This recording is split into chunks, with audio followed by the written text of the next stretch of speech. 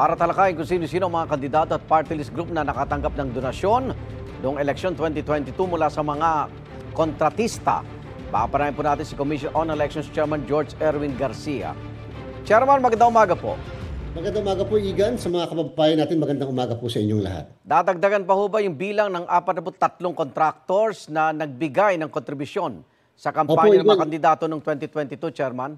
Opo, Igan, ito po yung naging 52 na sapagkat may nadagdag po na siyam sapagkat in-expand po natin yung pagtingin ng mga sose, investigasyon hanggang sa posisyon ng governor at saka vice governor. Doon sa 43 originally, meron doon 7 na national candidates, meaning senador at saka party list, at meron po tayo nakita na 15 political parties at party list din. Dito naman po sa nadagdag na siyam ay meron pong 2 komandidatong governors at may 2 naman pong komandidato rin na vice governors na nakita natin na nakatanggap din ng mga donasyon mula sa mga construction companies. Nasulatan na ho ba sila at may mga sumagot na ho ba? Ang una pong proseso natin dahil tayo Igan ay nagke-case build-up ay sinulatan po muna natin kahapon ang DPWH upang tanungin kung yung mismong 52 na mga construction firms ay may kontrata sa DPWH o sa ating pamahalaan before the filing of the candidacy, during the filing of the candidacy, at kahit matapos ang eleksyon, gusto natin humingi ng certification sa kanila. May sagot na ho ba? Wala pa po ang DPWH, pero katapos po nun, Igan, susulatan naman natin ang 53 o 52 na mga construction firms upang pagpaliwanagin naman matapos natin makumpirma halimbawa na sila pala talaga ay mga government contractors. May posibilidad po kasi na kahit sila ay construction firms, baka naman po kasi walang kontrata sa pamahalaan at pribado ang lagi po nilang mga kliyente. Sa ilalim po ng Omnibus Election Code, ano ho ba pananagutan ng donor na contractor sa tumanggap na kandidato? Napakaliwanag po sa Section 95 letter C ng Omnibus Election Code na ito ay bawal, prohibited ang mga nagbibigay ng mga kontratista, service contractors man or public works contractors. Sa Section 263 at 264 ng Omnibus Election Code, ito po ay may kulong na 1 hanggang 6 na taon. At therefore sila po ay pwede namin kasuhan kami para magsisilbi, Iga, na parang piskal na magpapail ng kaso sa mga regional trial courts. Kaya may kontrata o wala habang sila ay nasa campaign period po? Opo, Igan, yun po yung aming tinitingnan na anggulo sapagkat remember, Igan, ang hindi naman po binanggit ng mismong probisyon ng Omnibus Election Code yung period. Ang sinasabi lamang, basta nagbigay sila sa isang kandidatong at o isang partido politikal o party list ay pwede pong maging liable. Ngayon, kay natalo ang kandidato, mahahabol pa rin po ba?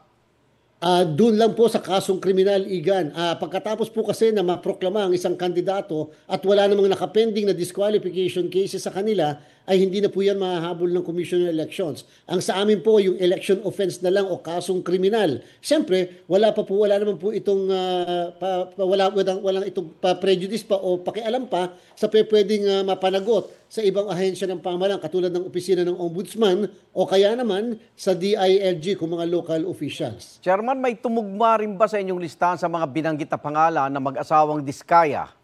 Yung mabilisang tingin ko lang po kahapon, yung mga binabanggit, wala naman po tayong nakita. Siguro po kasi dahil yung iba ay mga local contractors talaga at wala naman po talaga mga national contractors. So far po wala tayong napansin at nakita, Igan. Yung nanalong kandidato, may criminal liability din po ba at sila ho ba'y lalahok pa sa mga susunod na eleksyon? Yes po, Igan. Una po muna yung nanalo, natalo, nag-withdraw na kandidato ay liable po sa ating pong binanggit na probisyon. Kung sakali pong kasuhan namin sila na may 1 hanggang 6 na taon na pagkakakulong at makonvict at maging pinal ang desisyon, meron pong perpetual disqualification to hold public office. Pero yung mga nakaupo na po, Igan, ay hindi po namin pwedeng tanggalin. Wala po kaming jurisdiction, lalo pat sila ngayon ay miyembro halimbawa ng Kongreso o kaya naman local officials, and therefore may ibang proseso sa pagtatanggal sa kanila at hindi po sa Commission on Elections. May paghihigpit ba tayo pag-amyenda sa Omnibus Election Code para maiwasan ho itong mga kontraktor, no, na magbigay ng donasyon sa mga kandidato?